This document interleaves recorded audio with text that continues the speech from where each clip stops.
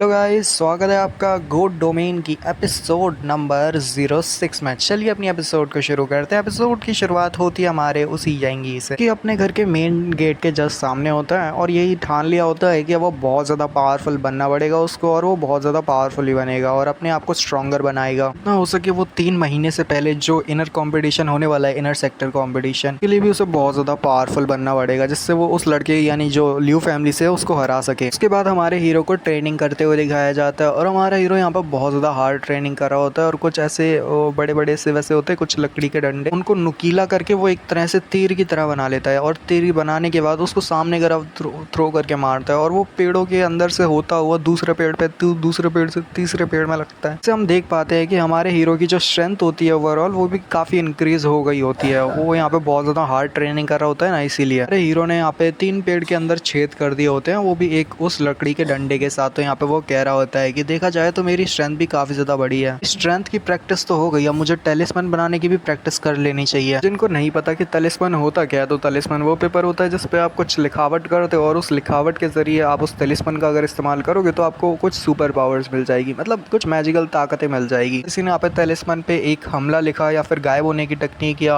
आसमान में बहुत तेज भागने की टेक्निक, अपनी स्पीड को स्पीड अप करने के लिए जो टेक्निक है वो टेक्निक का आप इस्तेमाल कर सकते हो जब आप टेलिस्मैन पे कुछ लिखावट करते हो। तो वो वैसे टेलिस्मैन की बात हो रही है। हीरो कहता है कि वो 6th ग्रेड मिस्टिक बन चुका है और उसकी पावर पहले से बढ़ चुकी है, क्योंकि जो एल्डर ने यहाँ पे उसे बहुत सारे 10 स्टोन दिए थे ना, 10 के साथ उन 10 स्टोन के साथ उसने अपनी मैजिकल और फिजिकल पावर्स को बहुत ज़्यादा इंक्रीज कर लिया। तो साथ ही वो अब यहाँ पे इसके साथ टेलिस्मैन भी बना सकता है। वो कहता है कि मुझे टेलिस्मैन बनाना भी शुरू करना चाहिए और वो अपनी एनर्जी को रिलीज करता है और उस ब्रश में डालता है और कहता है कि अब बारी है मुझे यहाँ पे लिखने की। कहता है कि मैं यहाँ पे ब्रश के अंदर से वो एनर्जी को फ्लो होते हुए देख सकता हूँ। अब इसी एनर्जी के साथ मुझे लिखना शुरू करना है और मुझे यहाँ पे एक रूइन को ड्रॉ करना है, और उसके बाद जब मैं रूइन को ड्रॉ कर लूँगा उस टेलिस्मैन के ऊपर, उसके बाद मैं यहाँ पे इस्तेमाल भी कर पाऊंगा। तो फिर वो जब उसको लिख लेता है तो फिर कहता है कि फाइनली मैंने यहाँ पे एक फ्लेम का फॉर्म लिखा है। अब यहाँ पे सबसे इंपॉर्टेंट की बारी है, मुझे यहाँ पे इन बॉटल्स का भी इस्तेमाल करना है जो उस लड़की ने दिया है। तो वो स्पिरिट ग्लास सेप होता है और साथ ही यहाँ पे एक बीस्ट ड्रॉप्स वो होता है ब्लड, एक ताकतवर से बीस्ट का ब्लड होता है। तो जब वो ऐसे उसके ऊपर वो दोनों ही चीज़ डालता है ना, ड्रॉप्स डालता है, तो उसके बाद दिखाते हैं कि वो फिर से कलाकृति शुरू करता है और जब ऐसा होता है उसके अंदर से एक बहुत पावरफुल सी एनर्जी निकलने लगती है। तो यंगी कहता है फाइनली मैंने कर दिया, मैं यंगी अपने फर्स्ट ग्रेड रूइन मास्टर में बन चुका हूँ, यानी मैं अपने रूइन मास्टर के उसमें फर्स्ट ग्रेड पे आ चुका हूँ। वो कहता है मुझे नहीं पता कि वैसे इसका क्वालिटी इतना क्या है, बट देखने में तो ये एक टॉप क्वालिटी का आइटम लग रहा है। ये टेलीस्कोप दिखने में तो बहुत ज़्यादा ही पावरफुल है। अब जो भी हो ये मेरी एनर्जी के साथ बना है तो शायद हो सकता है ये पावरफुल हो। तो यहाँ पे पीछे से एक लड़के को दिखाते हैं जो कि यहाँ पे अचानक से यांगी के ऊपर हमला करने लगा होता है। तो यांगी भी बहुत ज़्यादा हैरान होकर एक जंप करता है और जंप के साथ दिखाता है पीछे से वही कमीना लड़का निकलता है जिसके ब्रदर को यहाँ पे हमारे हीरो ने पीटा था। तो वो कहता है कमीने कहीं के तू बहुत ज़्यादा तेज है, तू मेरे हमले से तो बच गया। ये लड़का डुआनजुन होता है जो हमारे हीरो से मिलने आया होता है और उसे पीटने आया होता है। तो डुआनजुन किसी को देख के हमारा हीरो कह रहा होता है कि ये वही पक्का आउटर डिसेबल डुआनजुन है। बंदा कहता है मेरा नाम है डुआनजुन और तुम्हें क्या लगता है कि तुम मेरे कज़न को यहाँ पे बुली कर सकते हो इतना आसानी के साथ? मेरे नाम को तो सब लोग जानते हैं यहाँ पे कि मैं डुआनजुन हूँ, और अगर जिसने भी मेरे कज़न को बुली किया तो मौत के मुंह में गया है। और साथ ही वो हमला करने के लिए आगे बढ़ता है और कहता है कमीने अब तू भी मरेगा। और साथ ही जब वो हीरो के ऊपर बहुत तेजी के साथ हमला करता है तो हीरो भी अपने पंच को टकराता है, क्योंकि यहाँ पे 1000 एल्डर्स ने हमारे हीरो को वो 10 गोल वो दी थी ना, वो 10 स्टोन्स दिए थे। स्टोन्स के साथ उसने अपनी ताकत को इतना बढ़ा लिया होता है कि अब डुआनजुन के पंच को वो टकरा देता है और डुआनजुन भी पीछे की तरफ हट जाता है क्योंकि उसे एक अंतर महसूस होता है। हमारे हीरो को भी महसूस हो जाता है कि वो यहाँ पे उसको हरा नहीं सकता इतना ज्यादा, कि अभी भी डुआनजुन बहुत ज्यादा स्ट्रांग होता है। तो डुआनजुन भी अपने पहाड़ी के ऊपर आ जाता है और कहता है तुम्हें क्या लगता है कि तुम यहाँ पे थोड़ा बहुत स्ट्रॉन्गर बन चुके हो तो तुम मुझे हरा दोगे? ऐसा नहीं है। उसके साथ उसके 2 साथी वगैरह भी होते हैं। तो हमारा जो हीरो होता है बहुत ज्यादा हैरान होता है क्योंकि वाकई में ये बंदा बहुत ज्यादा पावरफुल होता है और कहता है कि मैंने सिर्फ अपनी 10 पावर को यूज किया, 10% पावर का इस्तेमाल किया।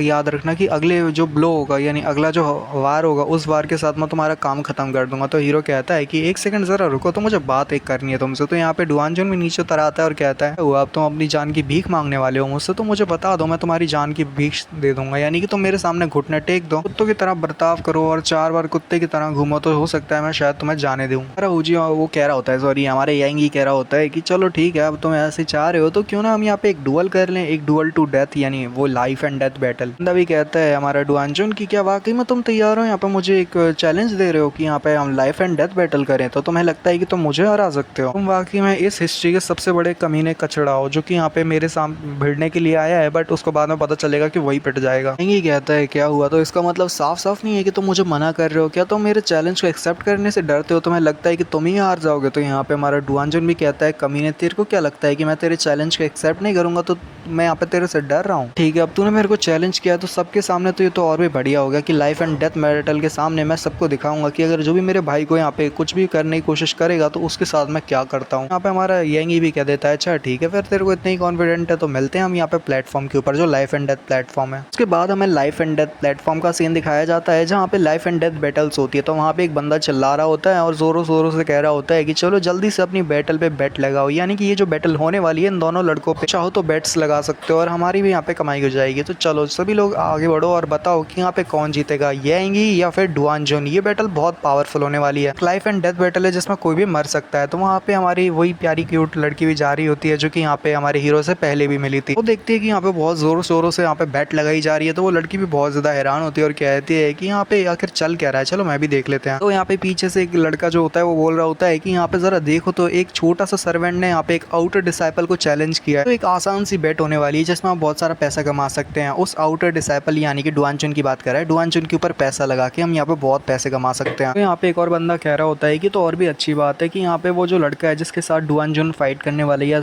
उस आउटर डिसाइपल के साथ जो वो सर्वेंट फाइट करने वाला है उसके घर से कोई नहीं आएगा उसकी बॉडी तक को उठाने के लिए। अगर वो यहाँ पे मारा जाता है तो फिर वो मारा ही जाता है, यानी कि उसकी कवर भी यहाँ पे नहीं बन पाएगी, उसे बाहर फेंक दिया जाएगा। जो भी हो इस बैट को करने में मजा आने वाला है, इसके ऊपर जो पैसे हम लगाएंगे वो बहुत ज्यादा मजेदार होगा। यानी कि उस लड़के के ऊपर तो बिल्कुल नहीं लगाएंगे जिसका नाम वो सर्वेंट है। ये वो सर्वेंट है ना, ये पागल ही होगा जो उसके ऊपर बैट लगाएगा। तो साथ ही दिखाते हैं कि वहाँ पे ज्यादातर जो बड़े बड़े पैसे होते हैं वो यहाँ पे डुआनजुन के ऊपर लगाए गए होते हैं, क्योंकि डुआनजुन के ऊपर भरोसा होता है कि वो जीतेगा, क्योंकि वो एक आउटर डिसाइपल है। आउटर डिसाइपल के खिलाफ एक सर्वेंट फाइट कर रहा है, ऐसा तो किसी ने सोचा भी नहीं होगा कि यहाँ पे सर्वेंट आउटर डिसाइपल को हरा दे। यहाँ पे जो कमीना बेट कर रहा होता है ना वो भी यहाँ पे कहता है मजे से कि देखो मेरे लिए तो इतने स्टोन ही काफी है, मैं यहाँ पे 20 स्टोन्स के साथ ही यहाँ पे बहुत सारा कमा लूंगा। वो एक तरह से हमारे हीरो की भी काफी ज्यादा इंसल्ट कर रहा होता है। तो जो लड़की होती है यानी बोआ, वो भी बहुत ज्यादा गुस्सा हो जाती है और कहती है कि मैं यहाँ पे अपनी पूरे पैसे लगा दी हूँ, मैं तुम्हारी बैट के लिए तैयार हूँ और मैं अपना सारा पैसा यहाँ पे लिटिल सर्वेंट के ऊपर लगाती हूँ, देखते हैं कि यहाँ पे कौन जीतता है। बैट वाला लड़का भी हैरान होता है और कहता है कि आखिर ये है क्या, तुम इतने ज्यादा पैसे क्यों लगा रही हो लड़की, कहीं वो फूफैंग इनर सर्कल की एक मेंबर तो नहीं लड़की। तो साथ ही यहाँ पे जो लड़की होती है वो कहती है हाँ ऐसा ही है, मुझे अच्छे से पता है कि वो सर्वेंट जीतेगा, तुम बस तैयार हो जाओ हारने के लिए, क्योंकि तुम जैसे लोग हार नहीं वाले हो जो ऐसा सोचते हो कि सर्वेंट कमजोर है। वो कहती है कि मैं यहाँ पे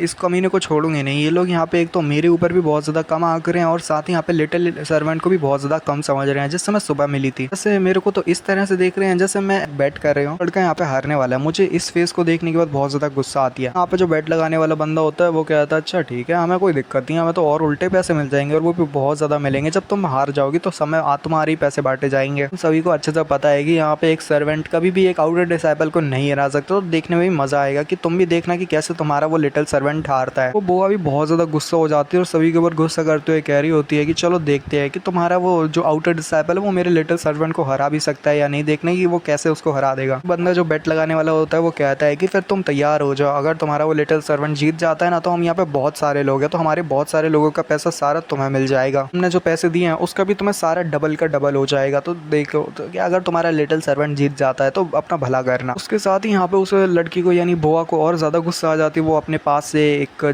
जो भी होता है उससे बहुत सारे पैसे और निकाल लेती है और कहती है कि चलो ये लो, ये और भी ज्यादा है, ये 20 तलिस्मन है जो कि जिसकी प्राइस जो है वो बहुत ज्यादा होगी, यानी कि 500 एनर्जी स्टोन्स के बराबर होगी। अपने 500 एनर्जी स्टोन्स ही लगा रही हूँ, यानी 20 तलिस्मन तो वो रख रही है बट उसके बदले में 500 एनर्जी स्टोन्स के बराबर उसकी कीमत होगी। तो मैं 500 एनर्जी स्टोन्स और लगा रही हूँ, ये लो मैं तैयार हूँ उस लड़की के ऊपर और पैसे लगाने के लिए। तो यहाँ पे बंदा कहता है बेट वाला कि क्या वाकई में तुम अपने मीडियम तलिस्मन यहाँ पे एनर्जी स्टोन्स के बदले लगाने वाली हो, तो ये बहुत बड़ी रकम होगी, क्या तुम वाकई में श्योर हो, अगर तुम हार जाती तो तुम्हारा सारा पैसा यहाँ पे डबल होके हम सभी को मिल जाएगा। बेट वाला लड़का सोच रहा होता है कि ये छोटी बच्ची जो है ना ये बिल्कुल भी वो समझदार नहीं है, यानी कि ये बहुत ज्यादा ही बुद्धू है, पर जब ये हार जाए तो इसके तलिस्मन्स के साथ हम बहुत सारा कमाई भी कर सकते हैं और इस लड़की को दोबारा किसी बेट में फंसा के इससे बहुत कुछ लूट सकते हैं। ये भी कहती है कि देखो तुमने भी बहुत बड़ी गलती कर दी उस बेकार से आउटर डिसाइपल के ऊपर अपना सारा पैसा बर्बाद करके, कि हमारी जो बुआ होती है मन में सोच रही होती है कि मैं भले यहाँ पे कितने भी पैसे लगा दूं, मेरा तो ऐसा कोई है नहीं यहाँ पे इस शॉर्ट सेक्टर में जो मेरे खिलाफ जा सके, यानी कि वापस मैं अपने पैसे वापस कर लूंगी, ऐसा नहीं कि कोई मुझे रोक सकता है। तो साथ ही यहाँ पे हमारा हीरो भी आगे बढ़ता है यहाँ पे एक क्लोक को पहन के, यानी कि एक तरह से अपनी